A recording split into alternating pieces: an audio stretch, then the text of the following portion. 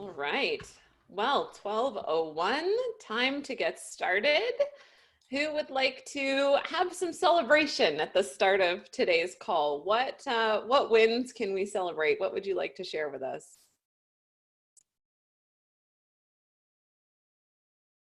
Yes, Michele. Thank you, And then Michele. Tina. I will kick us off today. Good morning or good afternoon, everybody.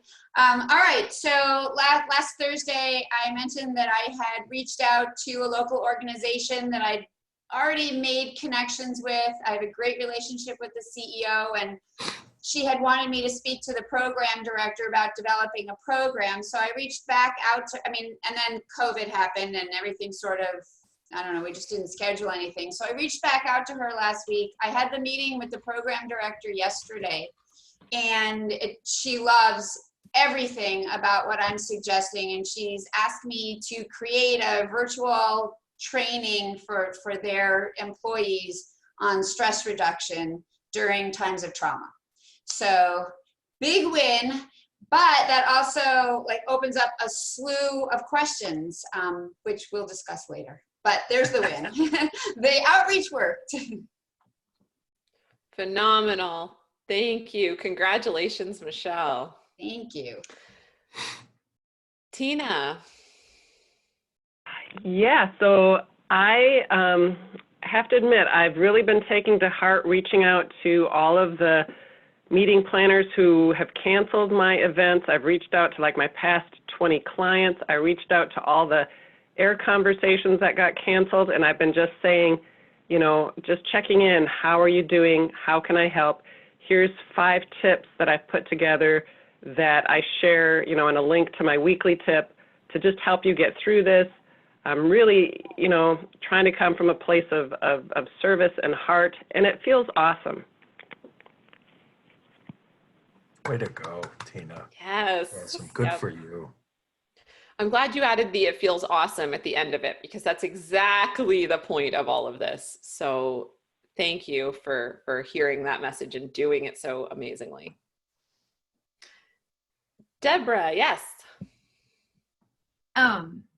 So I've been working really, really hard, and when I think about the wins, one of them that maybe isn't specific to what we learn in SPF, but I started having, I had some business development calls scheduled, and because of all the focus on dealing with the COVID crisis, they get moved, canceled, and it's tough to not get down, even though it's not because of you.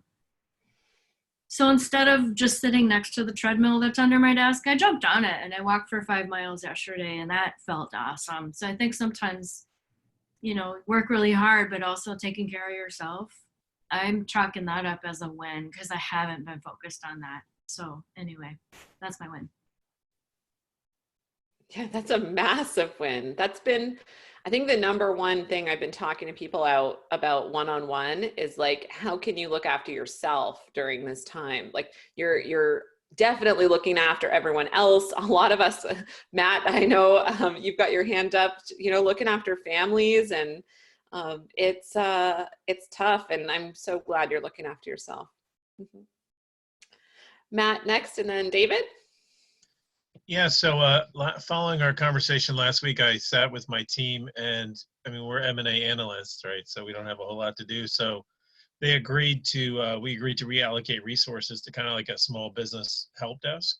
And we sent an open letter out to all the wealth advisors that we know, and 500 wealth advisors, and said, basically, listen, when your small business owners have any problem whatsoever, send them to us. We've set up, we've moved our analysts off of deals, and they're waiting to help, answer any questions about small business, because as M&A people, we touch every aspect of business, and it's been well received. So that's my ultimate target audience. So it's that's what we've done with what we've got. That's and everybody phenomenal. on the team jumped on it, so it was good. Very clever. Love the help desk terminology too.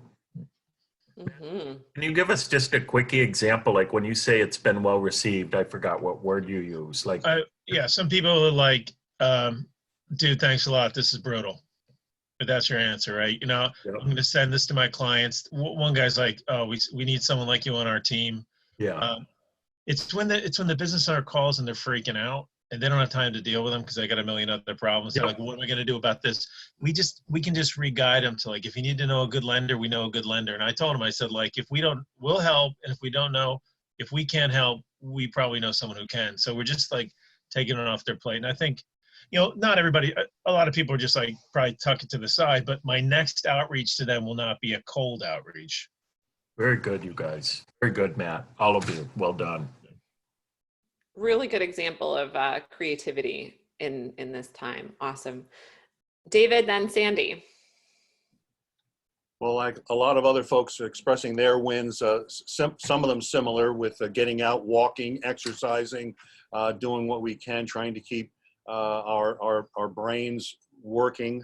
But the two big wins with this program are one with Sarah. I've finalized my one sheet and now we'll start looking. She's written up the reasons to hire. I just haven't reviewed it with my keen eye yet. And the other is, one of the things I wanted to do when I first started this program was starting to create informational videos. And that last week I created two. One of them was posted on LinkedIn and got some good response. And the second, it is created. I've let some friends and family look at it. So again, that's a win. I've been putting this off forever. So now I have no excuses. Way to go. Amazing. Thanks for sharing, I love David. Sandy. Hi, everybody. I've been taking the advice from the materials in the course and what we've been talking about, what David talked about in one of his recent online messages, and offering my clients, now they are from my video production world, but offering them if they need help learning how to do video conferencing, if they need technical, complimentary advice on how to do some technical things that they're trying to do themselves, making their own videos, uploading their own videos, that I will help them, just call me, how can I be of service, kind of a thing. And then I also said, if you want to work with me, we'll figure out a way to do that that's very cost effective, to create video content for crisis communications, or just training your staff through a video on how to do something that you think would be easier to show them, or just to keep in touch kind of video. Very good. Awesome.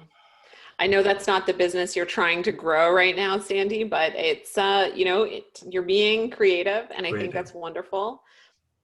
And just don't think that you have to like rock bottom your prices during this time. We are hearing story after story of budgets being reallocated, travel expenses are no longer needed. I'm not saying that you shouldn't, like you can reduce if you want a little, but I'm just saying don't assume that has to be the default that goes for all of you.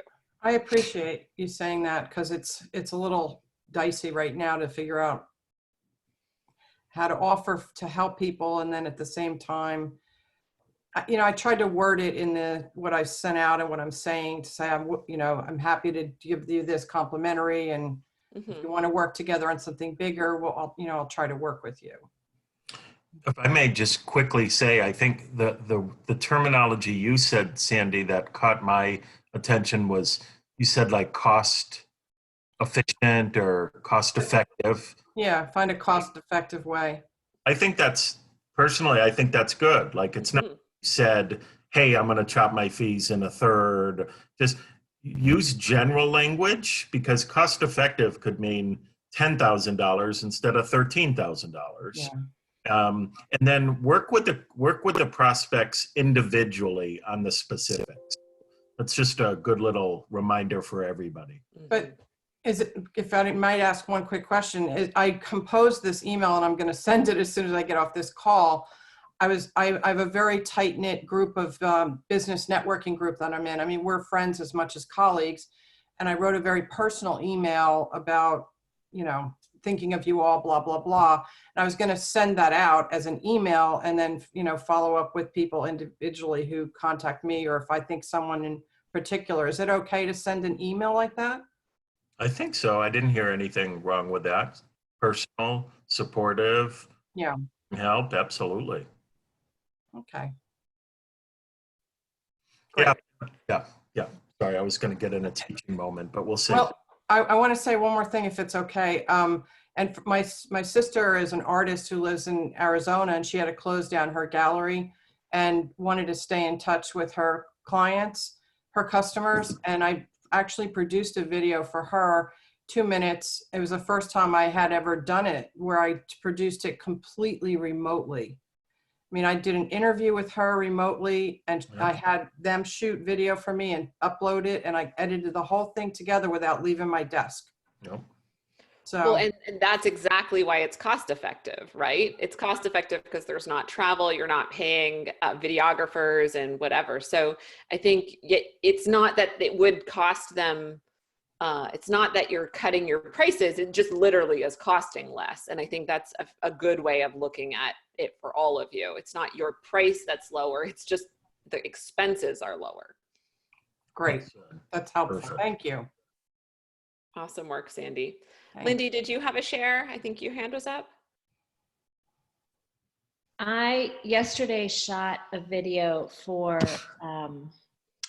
a pop-up on my website because I realized my website is very upbeat and social, and we're playing tennis and there's high-fiving, and it just felt really tone deaf to me right now.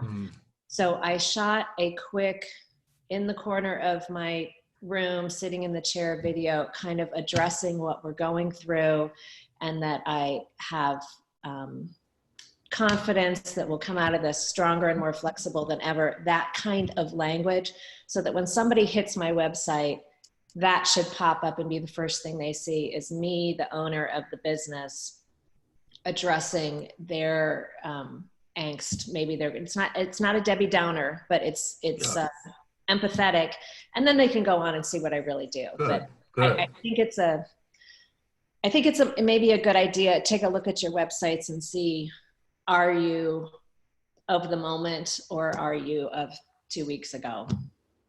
And it's a quick thing to do. So it felt, after I was done, I was like, yeah, that was the right move. Good. Well done. I've noticed this probably isn't as relevant for you guys since we don't really have you on social media a ton, but I've noticed a few social media accounts that you can clearly tell are just preset, loaded for the month kind of thing. And it's not looking so great right now. So if you have preset stuff, I would just have a look at what's about to go out over the next few days. Thanks for sharing, Lindy. Anyone else? No? All right, we'll dive into the questions. Okay, so this gives us, for some of you that arrived a moment or two later, Stephanie had talked about clearing up some misperception out there, and this is a perfect opportunity to do that with Allison's question. How should we be staying top of mind with organizers for when events resume? There may be a need to fill slots when spring events are rescheduled to fall and speakers can't be 2 places at once. I want to be the one filling the slot. But we also said not to approach event planners right now. Is there a thought on when may be okay to resume outreach? Okay, so for Allison and for everybody, it sounds like what we may have been talking about on the last call or the one before that might have been misconstrued. We are absolutely not telling you to not reach out to meeting planners. We were talking about not reaching out to speaking bureaus. They're 2 very different things. Lindy, if this is related to what Lindy had kind of brought up, and then I chimed in about speaking bureaus aren't generally receptive to speakers reaching out to them ever. Nothing to do with the coronavirus, not meeting planners. So Allison, might that have been misconnected with you, and or maybe I don't want to assume, But just in case other people heard that as well, we really want to make sure we're cleaning that up, because we want you to be continuing your outreach. And yes, there's some nuance that you'll need to be changing, but we want you in money-making activity. I mean, that's what David is all about, not letting this virus get us down. Alison. Right. I think it was a little bit of, I was trying to put myself in the meeting planner's shoes, Sure. who are saying, right now, I am trying to find a new date, trying to find a new venue, working with the organization to see whether they even are going to reschedule it or whether they're going to go virtual. That, like, probably the last thing they want is like the email from me, as far as, because it would be, most of these would be cold outreaches from my 2020, like the top things that I'm looking to or want to be at. On the other hand, many of my list, when I looked at it, many of their events were right now. So I had put on the, okay, contact them the week after they're done, congratulate them on the event, and say, you know, next year, can please, you know, add me to your list or something to think about as keynotes for next year, or how do you want to be, you know, how do we start this relationship, you know, that kind of emails. And I was like, okay, so maybe we wait a couple weeks and, you know, till they've come up for air, or is now the time, you know, again, I don't want to burn the bridge before I've even created it. And so that's why we wanted the kind of joint hive mind on this thought about timing. Great. So one thing I just want to say quickly is just hearing your authenticity right now and what you even wrote in the chat, that's what I would say to them. Just share with them. This is just my first kind of thought to what you're saying. Just share with them exactly what you're saying. Keep it short. You know, the last thing in the world I want to do is get in your way. However, I do know that based on the current situation, it may lead to a challenge coming up in the late summer and fall, and I want to be of service. And if there's anything I can do to support you now, I'm happy to do that. You know, something like that. Just keeping it simple. But not being afraid to reach out. And then the last thing I'll just say for now, Alison, try it. See how it feels. You know, you don't have to send it to 100 people right away. Try it with 10 and see what kind of response you get and how it feels for you. But that's one simple way to go. Oftentimes what we're thinking is what we should be saying. And so, because that's the most authentic thing you could possibly say to them. Mm-hmm. Yeah, that's great. Alison, is that helpful? Oh, you might have. Yeah, you know, has anybody been reaching out and had decent response? I mean, I'm sort of curious whether anybody has been continuing and didn't stop. I'll go from the other end. I took a call yesterday from a speaker that reached out to me before this all started. We both got busy, didn't have the time, and he said, I bet you have time. I have time. Do you want to have a call? I thoroughly enjoyed my time with him, and now he is top of mind for me because we chatted in a real life way. He didn't call me to do any salesy stuff. I wasn't doing salesy stuff with him. But now I'm going to be, my eyes are open for places where I could fit him. So it was the right tone. It was the right time. It was gentle. I didn't get 40 emails from him. I got a LinkedIn message. It was the method, and his attitude was spot on. So that's the only caveat right now is you can do almost anything if your attitude comes from one of service, if your behavior is appropriate. Yeah, good word, tone. It's a good catch-all. And again, just basically all of the strategies in the course are meant to warm up your relationships, right? And so these are strategies we've given you, but if you have other ways to warm up your relationships, that is the point. If you guys leave with anything out of the end of your program here, it's like warming up relationships lead to business. That I think is a really important lesson. So Karen was talking about sending cookies or tea or whatever last week, and Tina, it sounds like, is reaching out in a really authentic way, and it's all just warming warming that relationship in a time where people really need some love. So that's the bottom line, Alison. I thank you, Stephanie, for bringing that up again. Like, if you guys are hesitant at all, do exactly what Stephanie said based on what Karen is doing. Send them a gift. It can be $1 worth. I mean, we're not meaning not a dollar bill. You don't have to spend a lot of money. Just letting them know you thought about them. I remember one time I had a call with a potential speaking person. This was a while ago, but it's just top of mind right now. And she was talking about how she had a really bad headache during our call. And after the call, I sent her a bottle of aspirin and said, I'm thinking about you, and I'm sure by now your headache is gone, but here's some for the next time. Well, she just loved it. I got an email right away thanking me, how clever, so thoughtful, just fun, simple things like that. You don't have to be selling anything or offering anything. Just give. And that can be the very way to be right now. And frankly, always. I think we're going to learn a lot now how we should be forever. So we're not telling you to be drug dealers, though, just to be clear. That Correct. is not our professional advice. Yeah. Oh, I love that, Michael. Just Good one little anecdote. Yeah. Mm-hmm. Okay, so Michele has a question about how to price a virtual training, and then a second question. So Michele, why don't you give us some context here?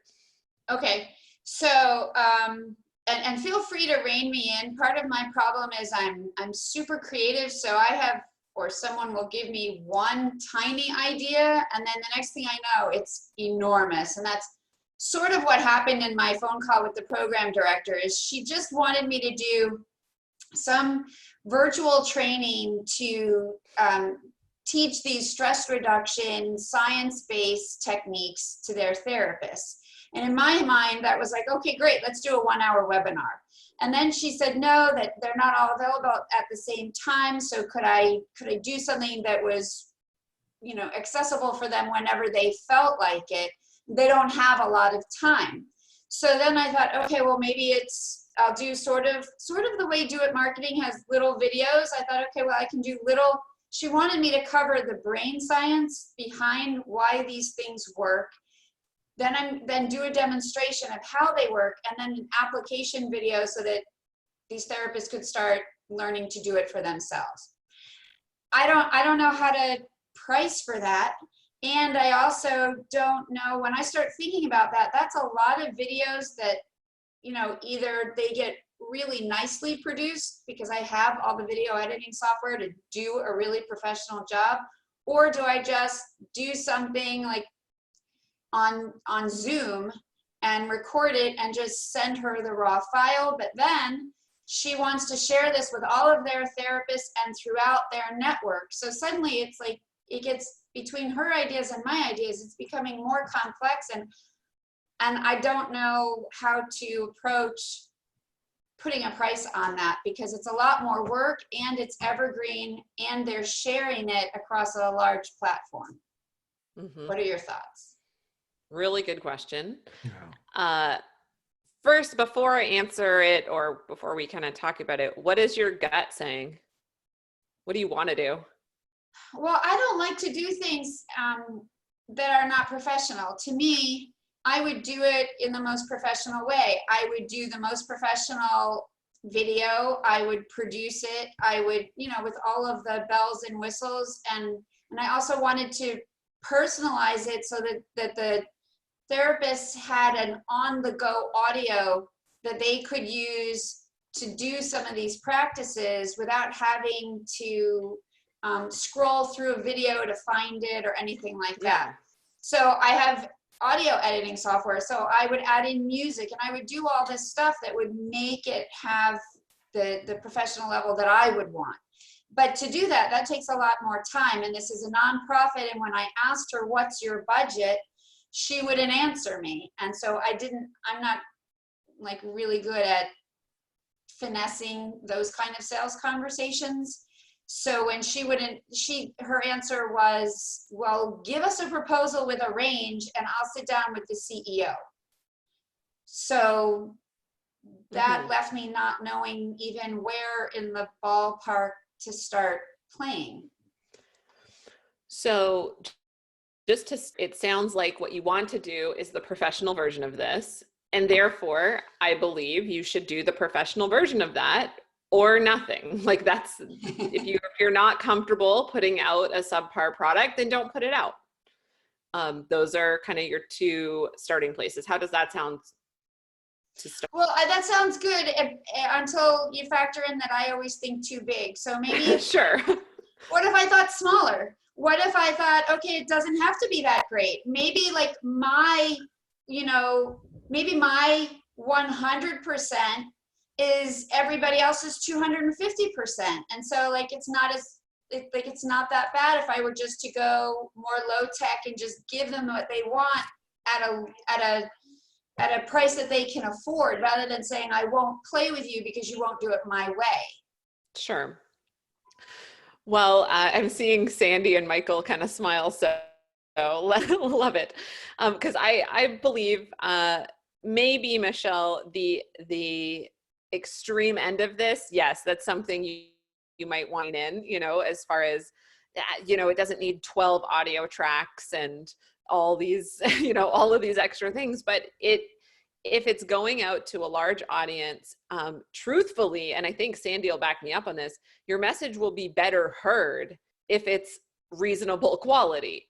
It doesn't have to be Hollywood quality, but I think there's a difference between really bad lighting, bad sound, no editing, lots of like, right.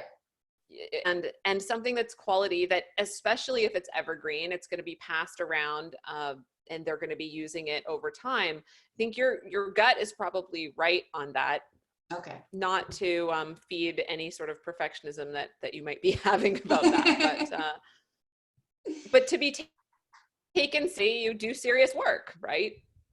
So the second piece of that is, have you had a look at the licensing and the what's the other one, Michael, that I'm trying to think of, the modules in the sponsorship, like the scale section of the course? I have. I've looked at everything. Okay. So with this new proposal in mind, you can go and review those. They're just a different model, right? So you maybe they do pay you one time, right? And it's like a reasonable amount. They pay you one time and that's it. Or if this is something they're going to be using ongoing, you can maybe have them license it. They could pay per user, they could pay per month, they could pay per year, they could pay per location. There are different ways you could price this if they want to be using it ongoing. If they're, I'm trying to think of what other nuances there would be. So you can have a look at that and let us know if you have any follow-up questions, or I think it'll spark some ideas though about your pricing model. Right. Well, I was thinking that if I create this one, I don't have to customize it for this organization. So if I create it, then I can just resell it to other organizations. Oh, phenomenal. Yep. So if I do that, then does that bring the cost down for them? It doesn't, I wouldn't look at it, it brings the cost down for them. I would look at it as creating it just exclusive for them costs more. Right. That's how your mind should be thinking. Okay. It's a subtle shift, but we want you thinking that way versus coming down all the time. Okay. True. All right. So then I was, Stephanie, thinking about, well, I could license this, but I don't know if this, how does one decide what's an appropriate thing to license? Or I can just sell this and have it behind some kind of password protected or in Kajabi or something where I give people access to it. Like I sell, like you sell SPF. How do you decide the difference between just having a product that you sell access to versus licensing? I guess so something like SEF, every user, like every person decides to buy it separately, right? Whereas when you're selling it to a company and they want, or a nonprofit or whatever it is, and they want every single person to use it, and then every new hire who comes in is using it, for example, then typically the licensing model makes sense, because you're not going to have each employee go sign up and pay and rebuild the company. Like, do you know what I mean? Yeah.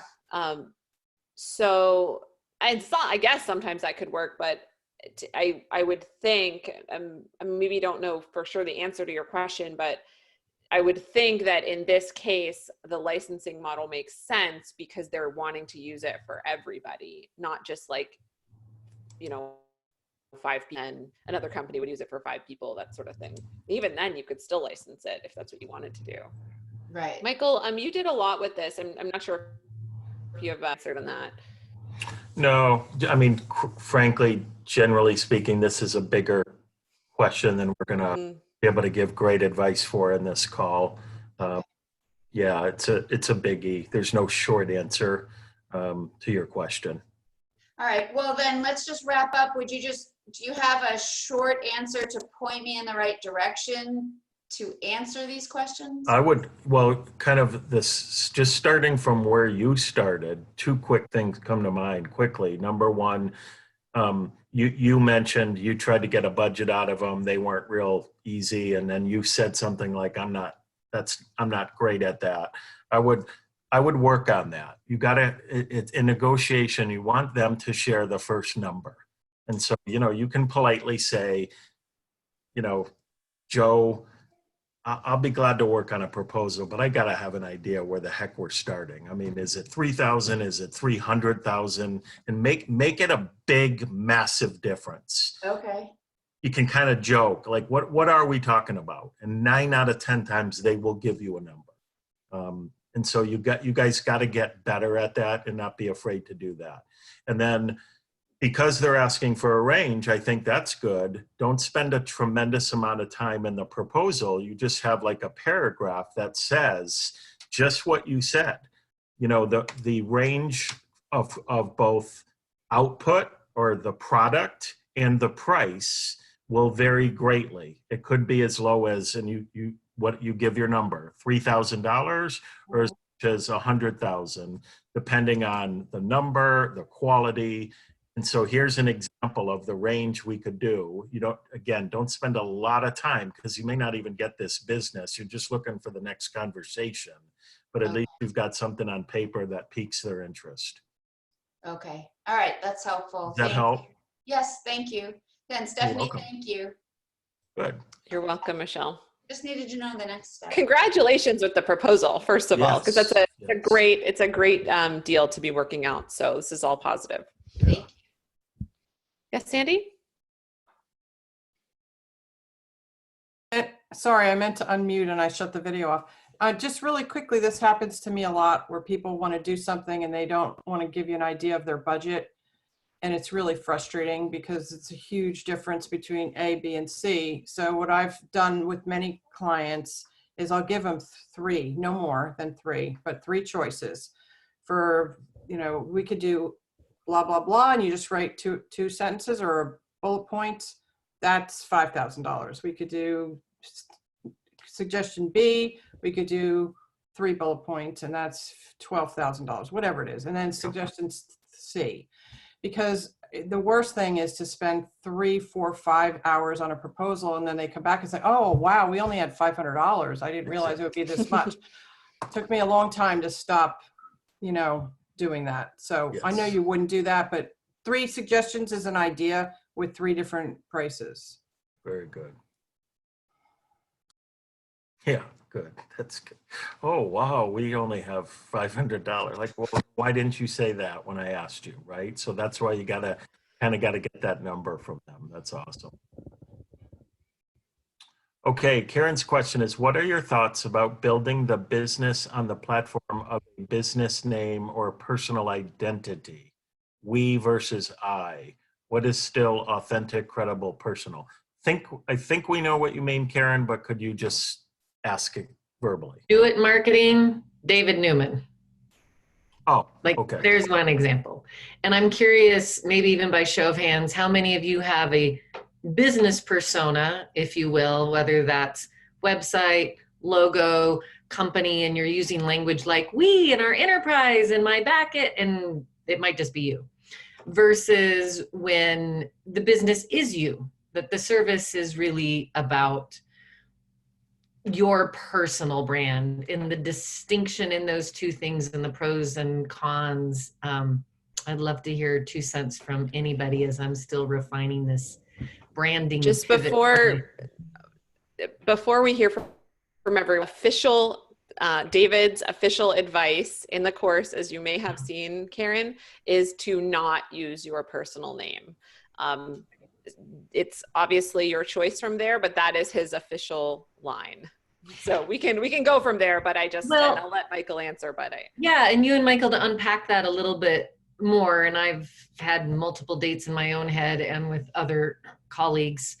And it might be that crossover where I'm also feeling like, do you walk into Barnes and Nobles and find my book in the business department or the self-help department? And I feel like the self-help world is more personal, iconic. It's, you know, and Brene Brown and Marie Forleo and Danielle Laporte and kind of that female entrepreneur self-help. They're very driven, or their brand, like who's Susan Cesaro, the badass, you're a badass and a badass at money and all those things. So that's where I feel just a little crunchy, and maybe give me another round, Michael, on the business and the credibility and the thing you can sell and who they're reaching out to and the person behind it. Well, so I'm so glad Stephanie started with where she did, because we should speak on what David recommends. And, you know, kind of the simple version of the business name versus a person name is the business name gives you an opportunity in the name to say exactly what you do, right? Do It Marketing says a whole hell of a lot more than David Newman and Company. So just pure and simple, just think about that. And you also get the benefit of being known personally. Everybody not everybody, but a lot of people know the name David Newman too, right? So it's a bit of a win-win in that arena. There's more nuance to this, but that's one point. However, if your goal, it's all about you and your goal. If your goal is to become a name brand like those people you mentioned, then that would be the way to go, right? You know, think about your book being in the self-help section next to Marie Forleo's and Brene Brown, et cetera. And then I'll just speak from personal experience just quickly. When I had my company years ago, it was Business Growth Solutions. I love that name, and that also says a lot. When I restarted it this go around, I needed a website quickly. I just threw up Michael Rocks Coaching, and I have a picture of a rock, etc. And I did my website all in the first person. Hi, welcome to my website. It's nice to meet you. My name is Michael. Completely different than before, but it's the way I feel like I want to go right now. Very boutique, etc. Versus David Newman, God bless him, multi-million-dollar business. Two very different businesses. I'd rather have his than mine. But is one right or wrong? You know, not necessarily. A matter of personal desire. Does that help at all, Karen? I hope it doesn't confuse you more, but I think it's important. Yeah.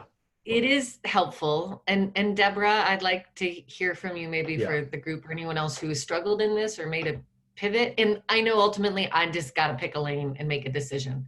Yep. And maybe having both exist side by side for a time will be helpful. Would be. Deborah, would you mind talking about your pivot?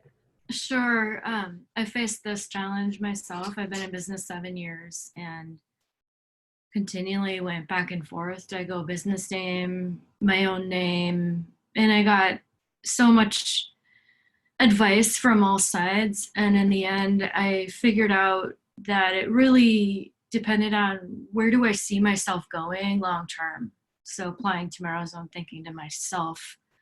And I started my business with an unfortunate business name that confused people. So Rubin Creative, people thought I was in advertising or PR, but I'm a creative problem solver in the technology space, but that wasn't evident. So unfortunate, but you know, big lesson learned.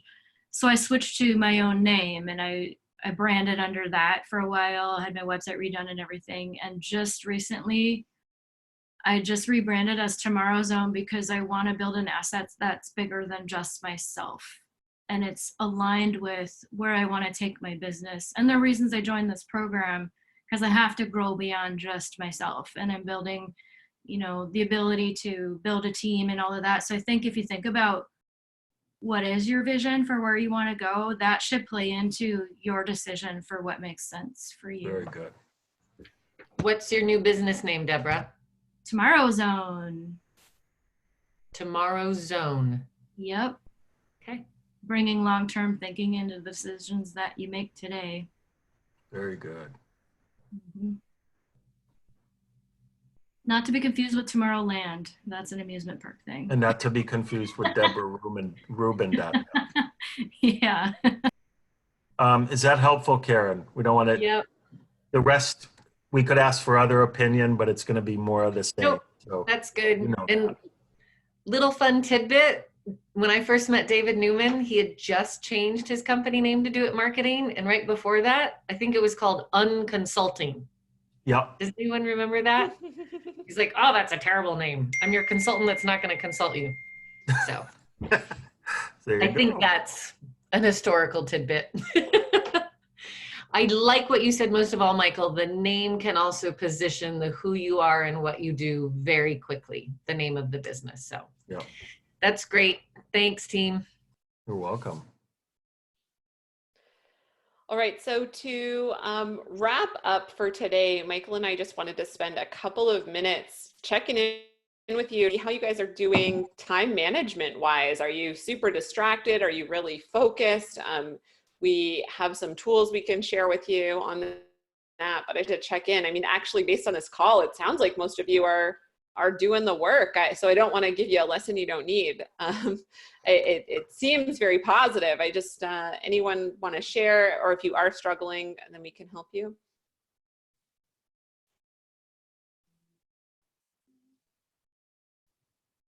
Did you raise your Deborah? Oh, Deborah, yeah.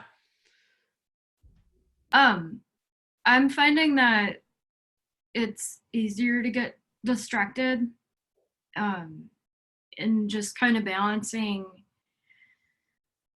the creativity during a crisis mode with what are the things that I really need to be focusing on, just because of the urgent reality of I have to replace revenue that isn't coming from where I originally assumed in my business plan. I can't control that, but really balancing the quick pivots and how much do I revolutionize what I'm doing with the day-to-day things that I need to focus on. That's the thing I'm really struggling with, and getting distracted sometimes even by my own ideas. Yeah, really. Thanks for sharing, Deborah. Yep. Tina?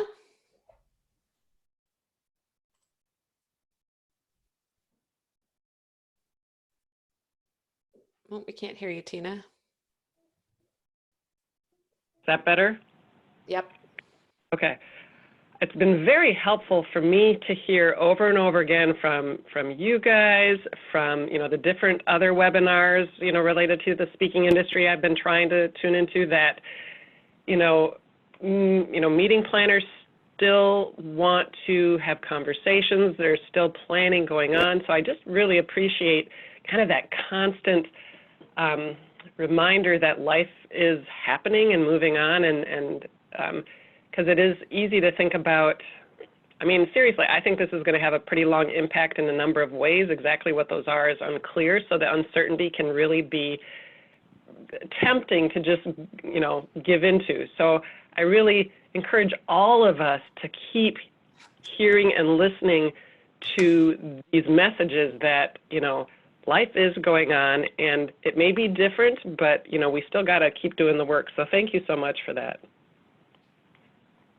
I'm gonna just thank you, Tina. I'm gonna quickly respond to that I think might magnify this for all of you.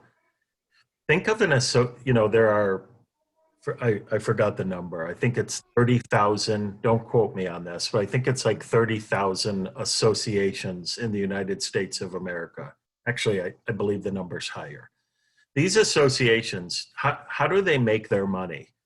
By dues from their members. Their members are paying monthly dues to belong to the association, right? And the conferences is another way they make their money, but one of their I think probably 2/3 or more of their revenue comes from dues. You guys all pay dues to associations, I'm sure. The associations don't want to lose their business. They're stretched and worried just like we are. So they need to keep providing value to their members so they don't leave. One of the ways they provide value to their members is by monthly, quarterly, yearly meetings and conferences. So many of them they need to keep doing them. They're just going to do them virtually. So they still need speakers, trainers, coaches, consultants. So I'll shut up right there. So just not to be a wise guy, but so why would you stop reaching out to them?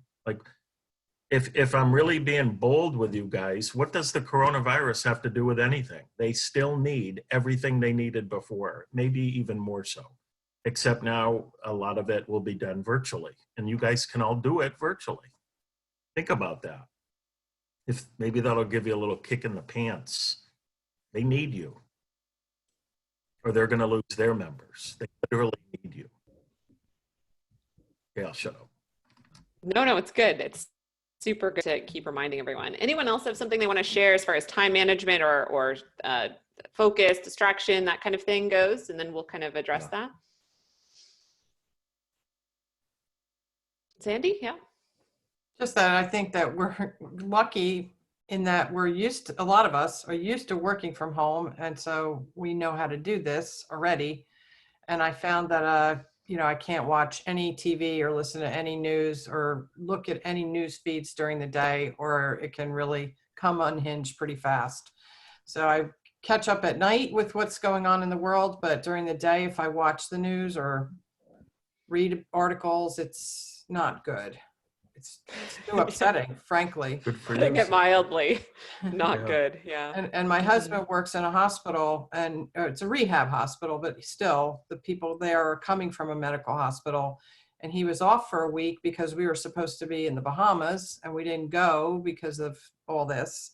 And he went back to work for the first time today. So it was very stressful. Yeah. But everybody's going through the same thing. Yeah. Thank you for your husband's service. Yes.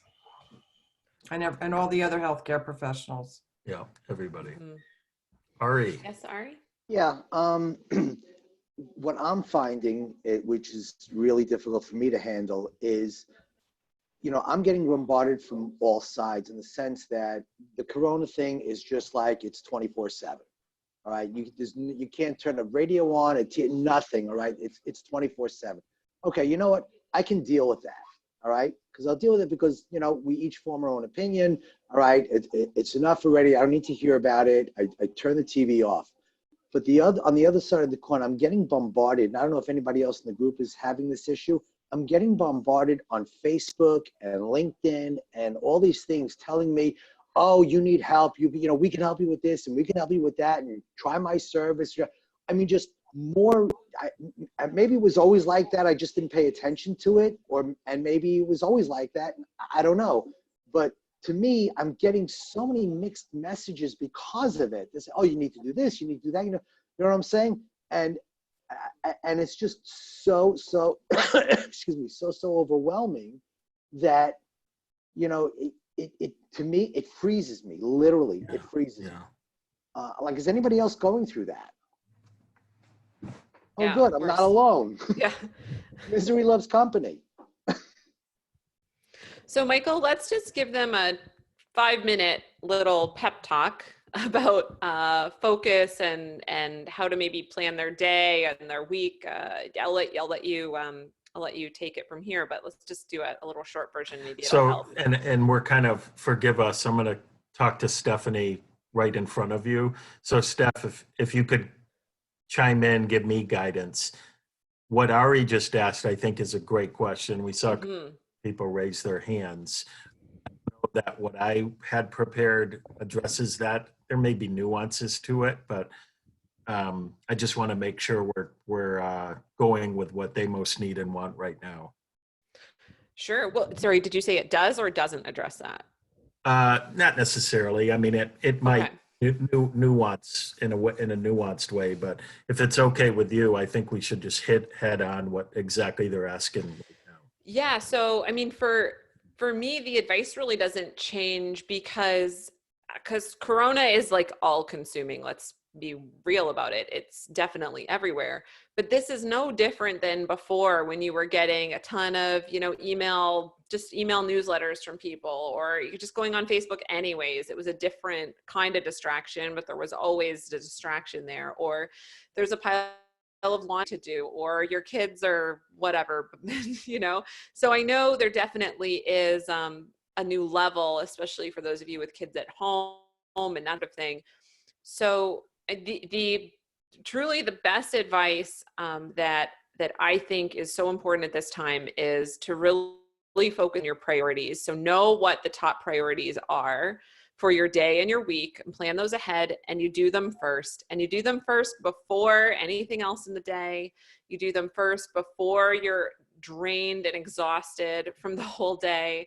I don't know about you, but the longer the day goes on, maybe this is just because I have a 1-year-old up 6 times at night, but the longer the day goes, I'm more and more tired. You have to do the most important things first in the day, and you can't overload your day with too many things on the list. I think that's something a lot of people do. And Michael, this is why I think what you were going to talk about, the big rocks, is really relevant. Okay. Yeah. More on a daily basis. Like Facebook's Now, a teeny tiny rock. So I'll let you. Okay. So then now that you worded it that way, I like it. I see it. So kind of picking up on what Ari said and what several of you raised your hands on is you're getting, Ari, you said it, and you said it beautifully, like I'm getting paralyzed. So my quick response would be to kind of tie into what Stephanie said. We all are doing this. I don't want to say you guys, but you're letting the news dictate your day. You should be dictating your day. Your day should be pre-planned, and you wake up and tackle your day the same way every day. And if like Sandy's, and unless watching the news is part of your job, that's not part of your day, right? And so that I would bet that most of you, just from the sounds that we're hearing, raise your hand if you're one of these people. Do you have a template schedule blocked out in hours of the 7 or 8 most important things that you need to do every day, and the times are mapped out it's the same every day? You're not waking up and wondering what you should be doing. How many of you have that template that you follow? Okay, so just look around, you guys. 2, maybe 3 out of 10 of us or 12 of us. So what we would recommend is you follow a system, the solopreneur system of time management. And I'm gonna just do probably a 10-minute quickie lesson on it. So how many of you have ever seen Steve? No, you're gonna do the 3-minute version. Okay, the Michael. 3 version. How many? How many of you have seen Stephen Covey's Big Rock training? Okay, I'm gonna just pop it into the chat. I would watch this video to get started. Not right now, but sometime between now and the call on Thursday, and maybe Steph will just pick this up on Thursday. Okay, and what I would give you, great idea. What I would give you as an assignment is watch this video, and then come up with, I'm going to use the term big rocks. If you have not seen the video, you'll know what these big rocks are. And I want you to lay out the 8 big rocks of your business. So Stephen does this in both a personal and business. He lumps it all together. I don't want you to do that. I want you to carve out the 8 big rocks that you would be working on every day. So they're chunks, and I'm going to give you a few. Well, you tell me very quickly. What's one thing? What's a big rock in your business that you should be working on all the time, every day, not all the time, every day. Outreach. Say it again, Ari. Outreach. Outreach, money-making activity. That is a big rock. What is another example of a big rock that a business person would be working on a regular basis? I want one more example very quickly. You could be wrong. It's okay. Planning for the future. Yeah, planning for the future. Excellent. So those are 2 of the 8 that I've listed. But rather than us tell you what the 8 are, it would be a worthwhile assignment for you to come out with what the 8 rocks are. And then we'll pick up on that next week. And we think this will make a very big difference in your business overall, and in particular now during the coronavirus. Any questions? Cool. So just one thing. Oh, just one go ahead, thing. Ari. I think this is also one of the issues. I've been trying to, watch like some of the videos that David's put out. But what I'm finding is they're like an hour long or an hour and a half long. And, the fact that I'm home and my kids are home, my wife is home, whatever, I can never find that hour and a half, all right, to sit down and watch the video. I mean, I think if we can get those things in chunks of 10, 15, or 20 minutes, all right, as opposed to the hour and a half thing, I think it would be a lot more beneficial in general, because, people can carve out 15 or 20 minutes in their day. Ari, are you talking about the material in the portal? No. I'm talking about like David's been putting out, the extra. Yeah. The extra stuff. Yeah. No, I'm not talking about the portal. I'm talking about the extra stuff that he's putting out. A lot of it looks really, really good, but I can't seem to find, that time, that chunk of time in order to be able to sit down and watch it. And then the next thing you know, there's another one. I want to watch that one. But you know what I'm saying? So Ari, most of the videos that he's putting out now are pretty short. There's a couple that are longer. I haven't even watched them, so it's just because I agree with you, and this is why it's your job in the homework that Michael's given you to decide what those big rocks are, right?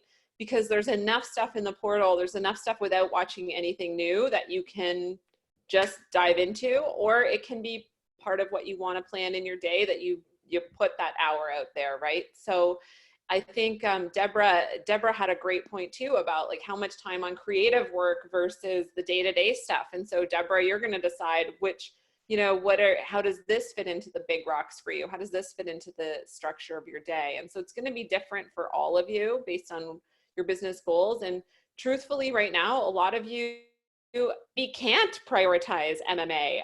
If you've got kids at home or you've got different things happening, like it might be that this is a season of your business that the big rocks that aren't big rocks right now, they've shifted. So watch the video that Michael posted, and we'll talk more about it on Thursday. I think it'll be really helpful for you all to think about this for yourselves.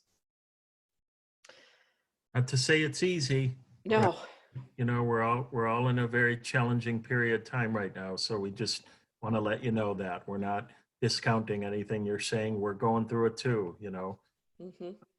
It is a challenging time, and there are some things we all know we could be doing a little better that will make a difference, and this will pass. And I know we all know that.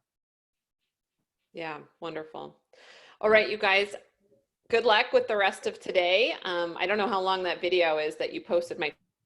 Hopefully 10 or 12 minutes, perfect. I think 12 minutes. Easy. Yep. Okay. So you guys have a great day. Good luck with the rest of your day. You are doing amazing work. And we will talk to you on Thursday, if not sooner for some of you. Bye.